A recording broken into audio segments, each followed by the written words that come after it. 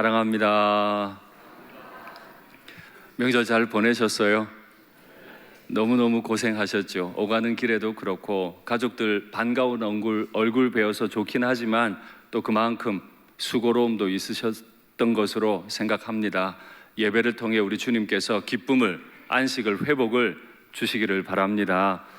우리 장로님들께서 격려해 주시고 성도님들 기도해 주셔서 일본 현지에 잘 다녀왔습니다. 이미 말씀드린 대로 일본은 제가 몇 번 선교를 다녀왔지만 이번 방문한 지역은 정말 가장 일본스러운 지역이라는 말이 맞았습니다. 교회 평균 성도가 8명, 10명 이렇습니다. 그나마도 대부분 다 60세, 70세 이상 된 노인들만 남아 있습니다. 이 세대들 떠나고 나면 일본에는 그나마 있는 교회도 다 문 닫아야 되는 그런 현실이 눈앞에 있습니다. 그곳에 가서 보면서 하나님 앞에 기도했습니다. 내내 걸으면서 이 땅을 향하신 하나님의 음성을 좀 제게 들려달라고, 하나님 마음 느끼게 해달라고. 선교사님과 함께 기도하는 자리에서 매번 하나님이 참 많은 눈물을 저희에게 주셨고, 우리 청년들도 얼마나 착하게 자라든지요, 선교사님이 칭찬을 참 많이 하시는 그런 좋은 시간들이었습니다. 우리에게 마음껏 예배할 수 있고 믿음의 선배가 계시고 후배들이 있다는 것, 하나님이 주신 크신 복인 줄 믿습니다. 일산교회 성도가 얼마입니까? 물어보시더라고요. 그래서 제가 현지 분들에게 1000명 조금 넘습니다 이랬더니 기가 막혀 말을 못하는 거예요. 본인들은 10명도 안 되는데 우리는 1000명이 넘으니까 이해를 못하는 거죠. 우리는 그런 복을 받은 사람들입니다. 그런 믿음의 동역자가 있는 복을 받은 사람들인 거죠. 재미있는 수식을 하나 여러분들에게 나누고자 합니다. 다 아시는 수식인데 한번 보시죠. 저거를 한번 읽어보시겠어요? 시작. 자, 다 아시는 내용인데 100에서 하나를 빼면 99, 99가 되는 거죠. 그런데 저걸 한번 해석해 보겠습니다. 100에서 1을 빼면 99이다. 맞습니까? 예, 속이는 거 아닙니다. 맞습니다. 그러면 다른 기호를 하나 더 붙여볼게요. 100%에서 1%를 빼면 99%이다. 맞습니까? 네, 해석을 한번 보죠. 그런데 저 100을 완벽이라고 놓고 완벽에서 1%를 빼면 99% 완전합니다. 이렇게 이해할 수 있죠. 그런데 여러분께 한 가지 질문하겠습니다. 완전함이 99%밖에 안 되면 그건 완전함입니까? 아닙니까? 아닙니다. 그렇죠? 그러니까 저 수식은 이렇게 다시 해석할 수 있어요. 완벽에서 1%를 빼면 완전함이 전혀 아니다. 완전함이 전혀 아니니까 수식을 다시 씁니다. 100%에서 1%를 빼면 0%다. 아무것도 아니라는 거죠. 우리가 인생을 살면서 99를 쌓아왔어요. 이제 마지막 하나만 더 하면 되는데 그 하나가 없거나 그 하나가 잘못되면 인생은 제로, 완전히 무너지고 말게 되죠. 그래서 인생을 산다는 건 참 두려운 일입니다. 다 잘해놓고도 말 한마디 잘못하고 다 잘해놓고도 행동 하나 잘못하면 그건 아무것도 아닌 인생이 되고 마는 경우들을 우리가 종종 봅니다. 가정에서나 교회에서나 일터에서나 아무리 수고했어도 하나 실수하는 바람에 다 무너지는 경우를 보죠. 이에 대해서 디테일의 힘이라고 하는 책을 가지고 한번 소개하겠습니다. 완벽한 모습을 보여주기란 매우 어려운 일이다. 어려운 일이에요. 우리 스스로 완벽하다고 착각할 뿐 실제로 남들은 그렇게 안 본다는 거죠. 작고 사소한 부분까지도 모두 완벽해야 하기 때문이다. 반대로 자신의 이미지를 망치기는 아주 쉽다. 작고 사소한 부분을 무시하는 것만으로도 만회할 수 없는 심각한 타격을 입을 수 있기 때문이다. 말씀드린 대로입니다. 99까지 쌓아 올렸어요. 이건 남들이 올라본 적 없는 경지예요. 그러나 그 높은 경지에 올랐더라도 단 1%를 잘못하면 그의 인생의 수고는 다 무너지고 마는 거예요. 어쩌면 주님 앞에 받을 상이 사라질 수도 있는 거죠. 이것이 우리가 가지고 있는 두려움, 인생의 아픔이죠. 제가 일본 땅을 사랑하긴 하는 모양이에요. 그 뜨거운 날씨에 전도지를 꼽으면서 하나님 앞에 기도하며 걸었는데 주님이 눈물 주시고, 선교사님과 함께 기도하다가 또 눈물 흘리고. 그런데요, 참 안 되는 게 일본어예요. 제 마음에 일본 사람들을 사랑하는 마음 많고 머리로 한국말로는 온갖 복음이 다 떠오르는데 선교사님이 안 계시니까 말을 못 걸겠는 거예요.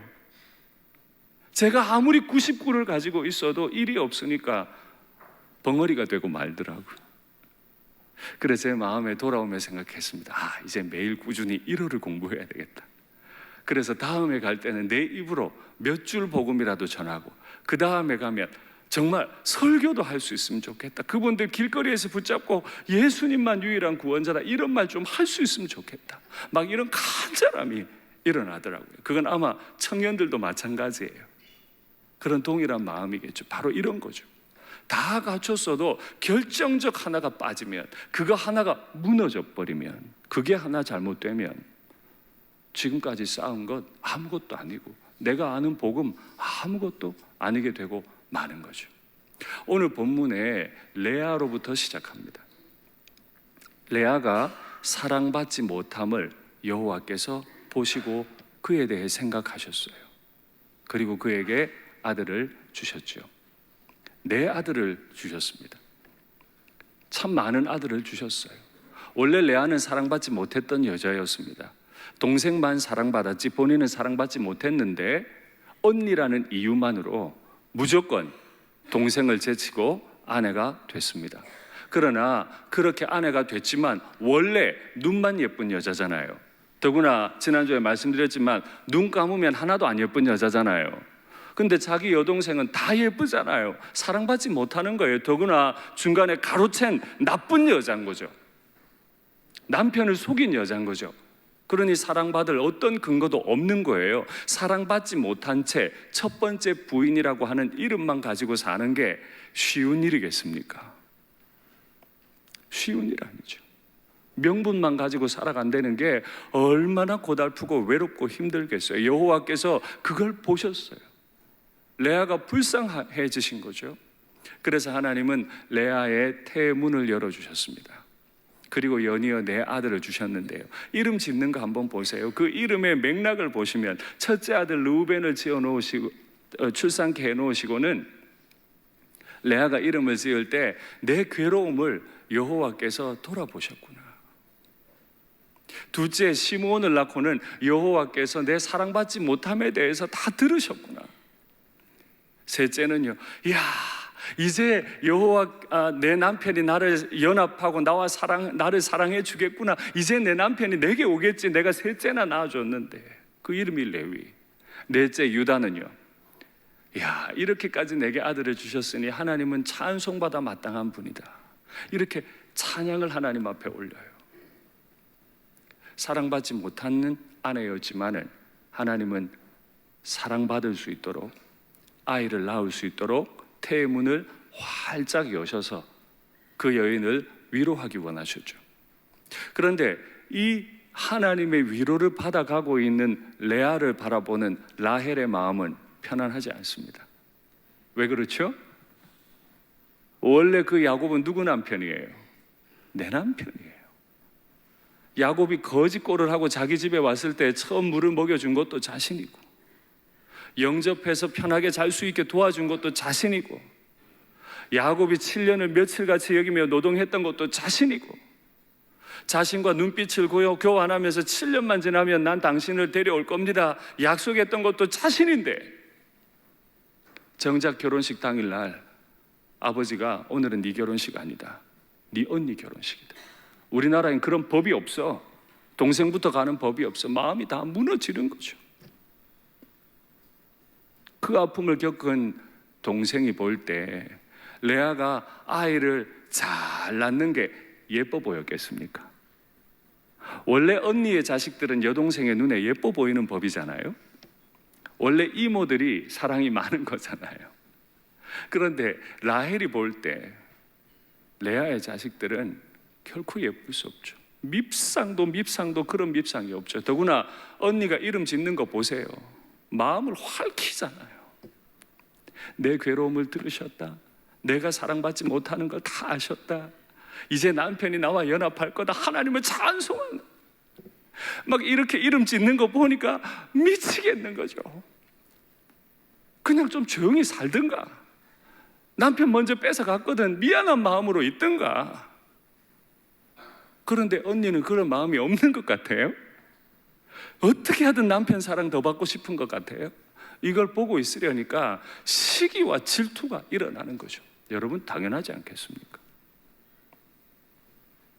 라헬이 온몸이 극도로 예뻤다 할지라도 그에게 결정적인 하나가 없잖아요. 원래 그 남편은 내 남편이에요. 그 사랑은 온전히 나만 가져야 되는 거예요. 그런데 그 완전한 사랑을 뺏겼어요. 남편이 나에게 사랑한다고 말은 하지만 어느 날 밤은 언니와 함께 보내요. 완전하지 않은 사랑은 전혀 사랑하는 것이 아니다. 라헬은 아무것도 가진 게 없어요. 남편의 사랑도 이제 못 받는 것 같아요.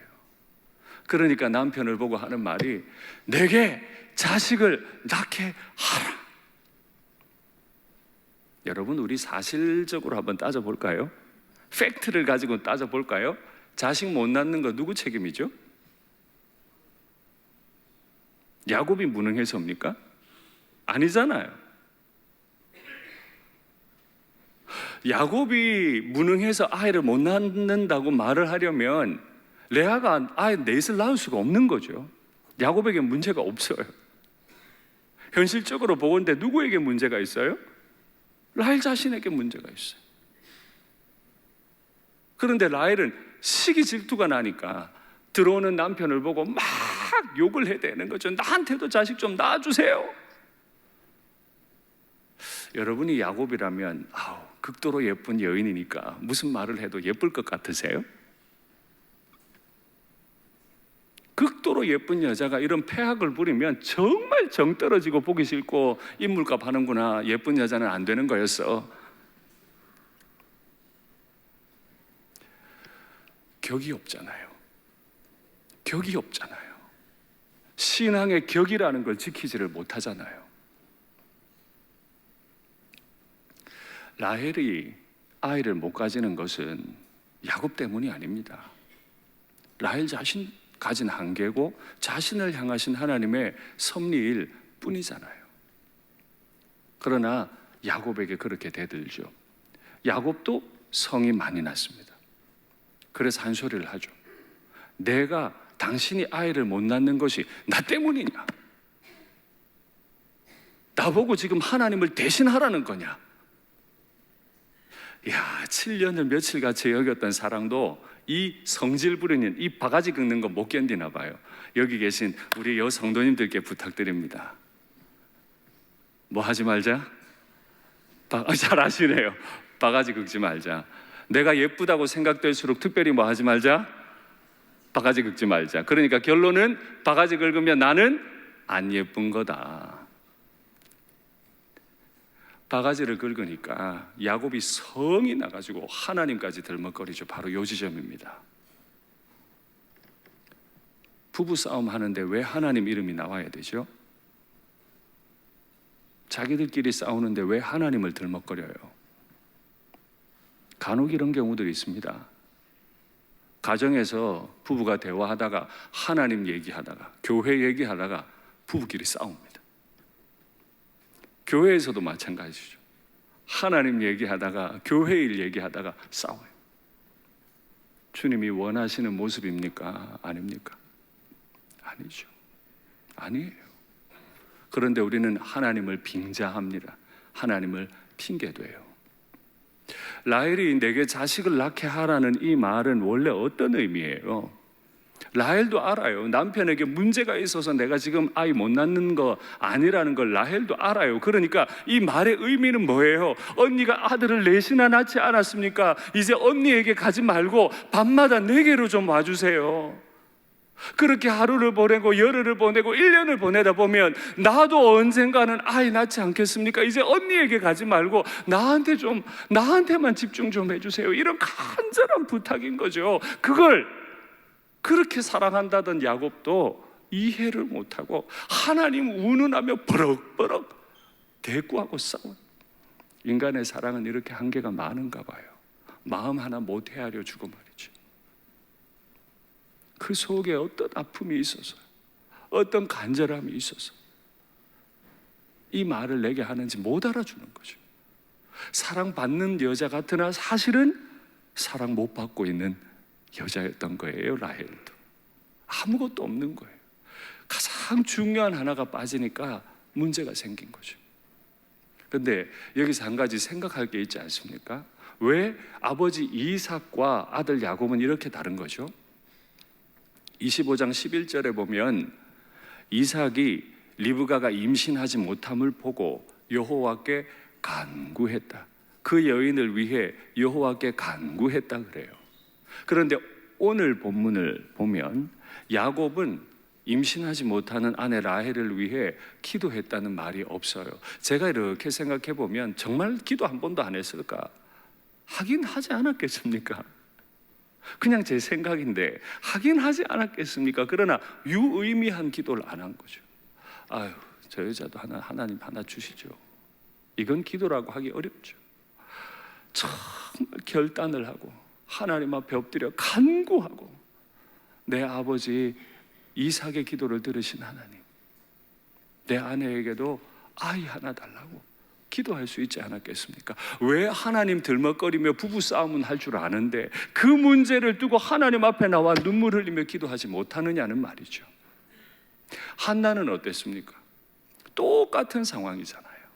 똑같은 상황에 한나라고 하는 여인은 제사장이 오해할 만큼 넌 낮술 취했니? 이런 오해를 받을 만큼 나와서 하나님 앞에 간절하게 기도하다가 하나님이 그의 기도를 들으셨으므로 사무엘을 주셨고 여호와가 들으셨다 하는 뜻의 이름 사무엘이라고 하는 이름을 붙이는 정말 격조 있는 여인이 됐잖아요.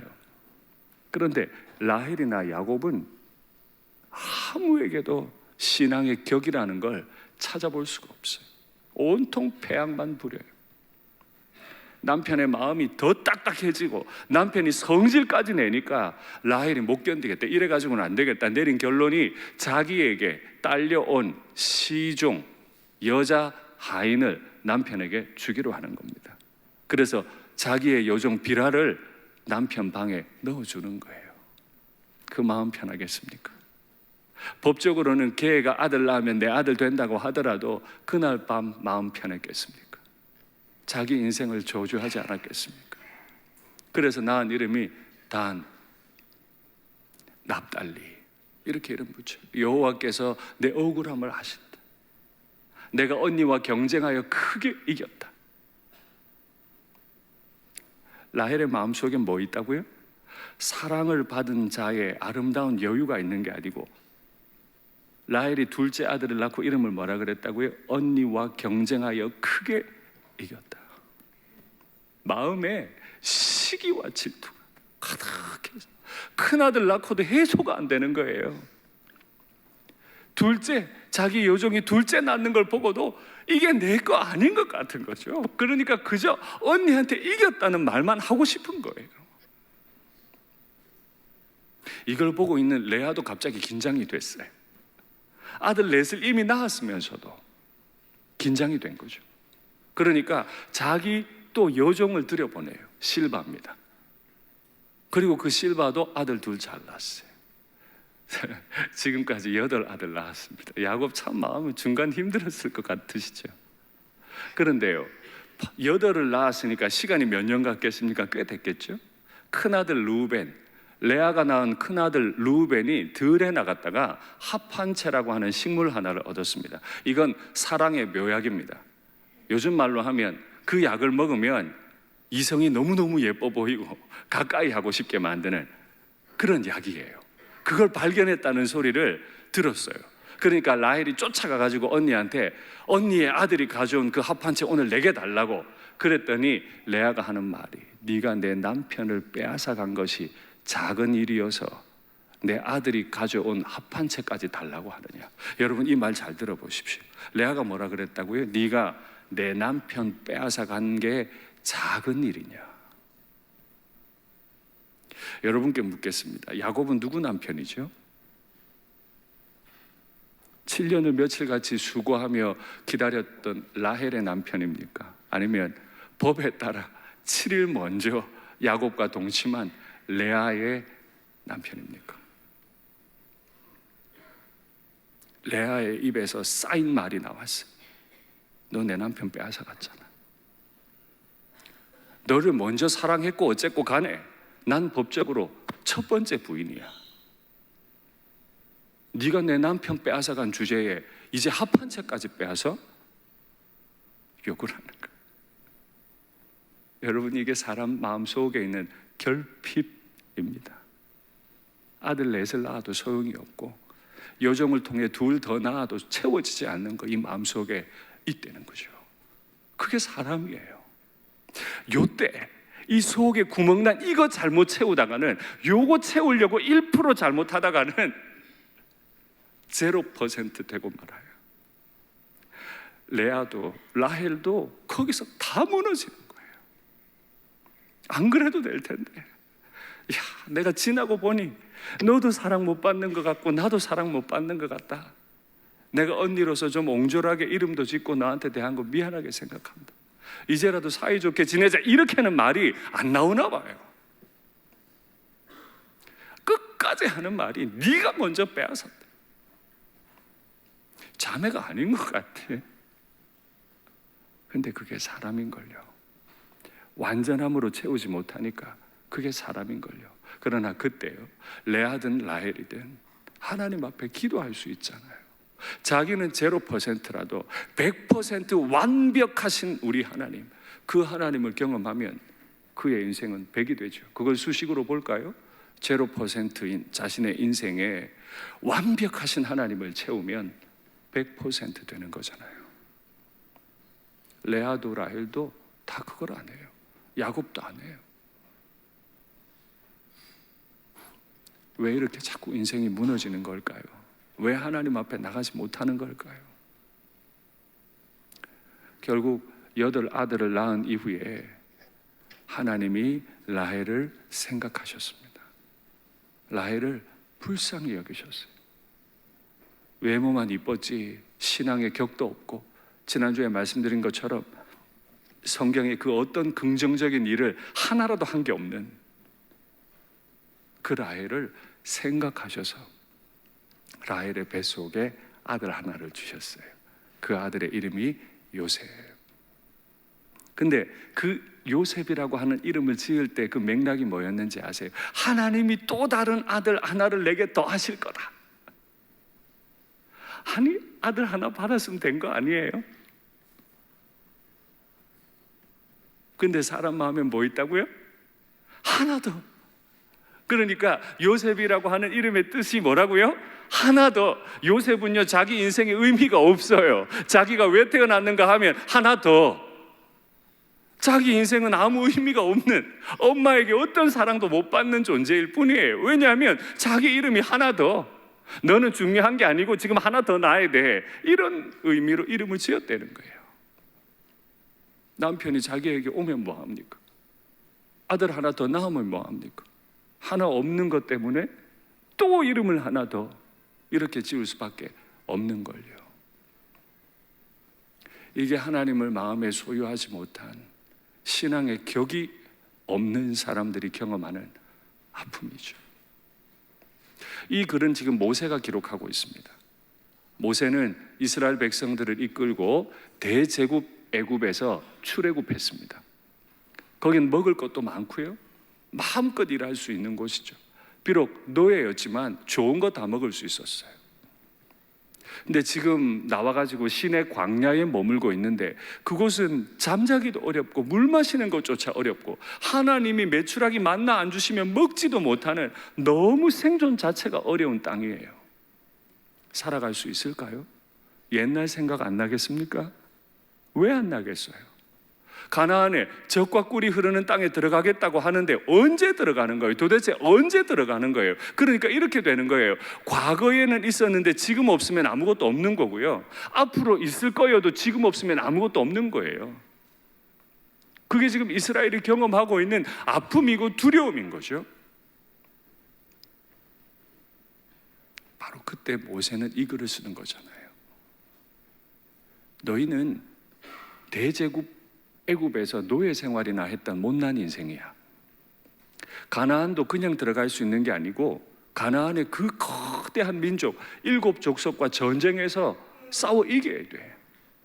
그리고 거기까지 가는 길에는 모압도 있고 암몬도 있을 거다, 아말렉도 있을 거다. 정말 어렵고 힘들 거다. 그러니까 인생 가요 말아요. 계속 걸어가요 말아요. 레아도 야곱도 생각하시는 하나님은 노예 생활이나 하다가 도망 나온 히브리 민족을 생각하시지 않겠습니까? 인생의 크고 작은 문제들 때문에 고통하며 잘못된 1%의 결정으로 인생이 무너질 수 있는 그런 결정을 하기 직전에 있는 우리를 하나님이 생각하지 않으시겠습니까? 말 한마디로 인생을 송두리째 불태워버릴 수 있는 연약한 우리를 하나님은 생각하지 않으시겠습니까? 말씀을 맺겠습니다. 우리는 때로는 라헬이고 때로는 레아로 변합니다. 때로는 야곱같이 살기도 하죠. 바로 그런 때에 우리는 우리의 하나님을 바라봅니다. 하나님이 나 윤상덕이를, 또 여러분 한 분 한 분을 생각하시고 여러분의 가정과 일터와 교회도 생각해 주실 줄 믿습니다. 아멘. 우리 찬송할까요? 의에 줄이고 의에 줄이고 목이 마르니 성령의 기름 부소서. 의에 줄이고 목이 마르니 내 잔을 채워주소서. 다시 고백할까요? 의에 줄이고 의에 줄이고. 우리가 레아와 같을지라도, 우리가 라헬과 같을지라도 우리의 의에 줄이고 목마른 이 마음을 아시는 하나님, 생각하시는 하나님이 우리를 돌아보시고 인도하실 줄 믿습니다. 목이 마르니 내 잔을 채워주소서. 눈을 들어 산을 보아라. 너의 도움. 우리의 도움은 어디에서 오나요? 레아에게서 오나요? 라헬에게서 오나요? 요종들에게서 오나요? 내 남편 야곱에게서 오나요? 아니에요. 그 어떤 것도 내게 도움이 될 수 없고 살아계시며 나를 생각하시는 나의 하나님, 그분만 내게 도움되는 줄 믿습니다. 하나님은 너를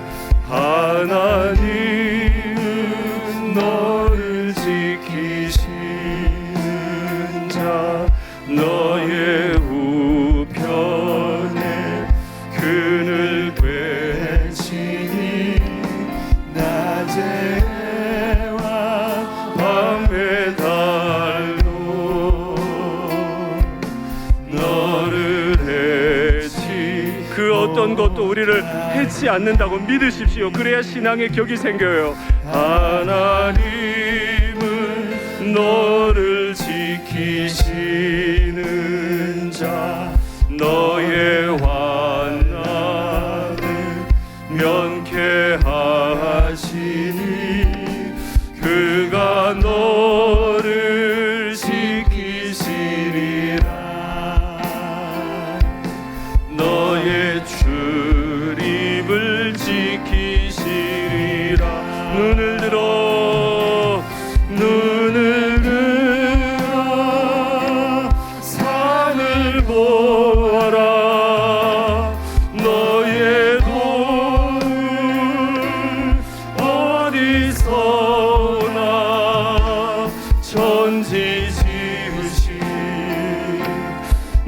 너를 만드신 여호와께로다.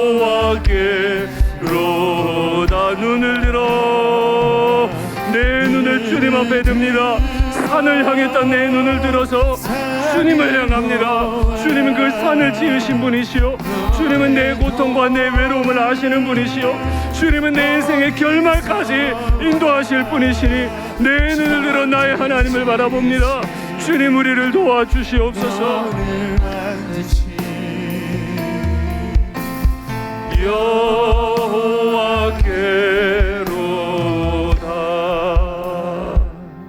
눈을 감고 한번 생각하시죠. 야곱은 누구에게 사랑받은 거죠? 첫째 부인 레아는 누구에게 사랑받았어요? 두 번째 부인 라헬은 누구에게 사랑받았습니까? 아무도 그들을 사랑해주지 않았어요. 아무도 그들을, 형식상 남편이고 형식상 첫째 부인, 둘째 부인이지만은 아무도 그들을 사랑해주지 않았어요. 그러나 그들을 사랑한 한 분이 계시죠. 그 속상하고 아프고 텅 빈 상황 가운데 그들을 사랑해 주신 한 분이 계세요. 눈을 들어 그분을 바라보는 것이 신앙이요, 그렇게 걸어가야 할 길이 우리의 길입니다. 속상할 일이 왜 없으시겠어요? 마음 무너지실 일이 왜 없으시겠어요? 우리의 인생이 무너져 가는 것을 보며 두려움이 왜 없으시겠어요? 그때 하나님을 바라봅니다. 레아를 생각하신 하나님, 라헬도 생각하신 하나님, 그 하나님, 나와 내 가정을 생각해달라고 아직 믿지 않는 내 가족들, 이번 명절 때도 뼈저리게 느꼈을 그 신앙의 벽들로 인해 하나님 앞에 구하시고, 우리 경제적인 문제 가지고 고통스러울 때 하나님 앞에 또 호소하시고, 영적으로 관계적으로 고통스러운 부분들이 있는 분들도 하나님 앞에 호소하시면 다 보고 계신 하나님, 생각하시는 하나님이 때에 맞추어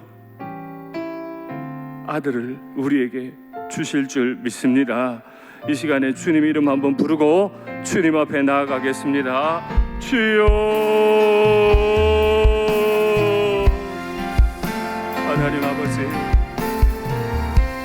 아내만 있으면 인생의 외로움을 덜어낼 줄 알았습니다.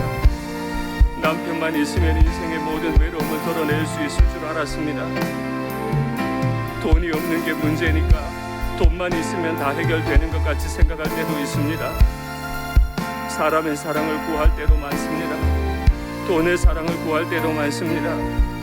그러나 이런 것들을 가져봐도 내게는 갈증만 일어나서 경쟁에서 싸워 이길 생각밖에 없고 또 다른 아들을 달라고 할 수밖에 없는 처지가 됩니다. 첫째 부인이 되어서도 난 남편을 뺏긴 여자라는 자괴감 속에 살아갈 수밖에 없는 게 우리의 인생입니다. 아내도 남편도 내게 사랑을 세워줄 수 없음을 제가 고백합니다. 하나님, 오직 하나님만이 나를 생각하시고 하나님만이 내 가정을 생각하시고 하나님만이 우리 교회를 생각하시는 분이신 줄 믿습니다. 하나님 앞에 엎드려 기도하는 주의 백성들을 불쌍히 여겨주시고, 왜 우는지, 왜 아픈지, 왜 힘든지 사람은 몰라도 하나님은 아시니 하나님이 하나님 앞에 엎드려 마음 쏟아놓고 기도하는, 한나처럼 기도하는, 이삭처럼 기도하는 주의 종들을 불쌍히 여기시고 생각하시고 응답해 주시기를 주여 간절히 원합니다. 이번 명절에도 느꼈습니다. 믿지 않는 가족들과 함께하는 것이 얼마나 고통스럽고 어려워서 피하고 싶은 일인지 느꼈습니다. 하나님, 이 길 끝까지 가게 하시고 나 때문에 믿지 않는 가족들이 예수님 믿게 해주시옵소서. 경제적인 어려움 때문에 숨막히며 잠 못 드는 인생들도 많습니다. 주님 불쌍히 여겨주시고 생각하시고 위로하시고 더해 주시기를 주여 간절히 원합니다.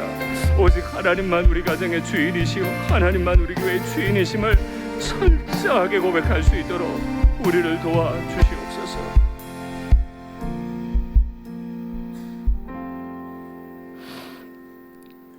사랑의 하나님 아버지, 야곱이 지팡이 하나 가지고 나올 때 아내 하나 있으면 안 외롭겠지 생각했지만 내가 첫째 아내가 되면 좋겠다, 내가 사랑받는 아내여서 좋다 생각할 수 없는 이 비참한 우리의 인생을 주님은 아시는 줄 믿습니다. 우리의 텅 빈 마음을 채울 수 없어서 주님 앞에 나옵니다. 이삭처럼 주님 앞에 엎드립니다. 한나처럼 주님 앞에 엎드립니다. 아무도 알지 못하는 내 내면의 텅 빈 마음과 고통을 헤아려 주시고 다 채워 주시옵소서. 특별히 이번 명절 기간에 믿지 않는 가족들로 인해 마음 너무 외롭고 힘들었던 분들 주님께서 위로하시고 이 길 끝까지 기도하는 가운데 잘 걸어서 마침내 가족 모두가 예수님 믿고 천국에서 다시 만나는 복을 누리게 하여 주시옵소서.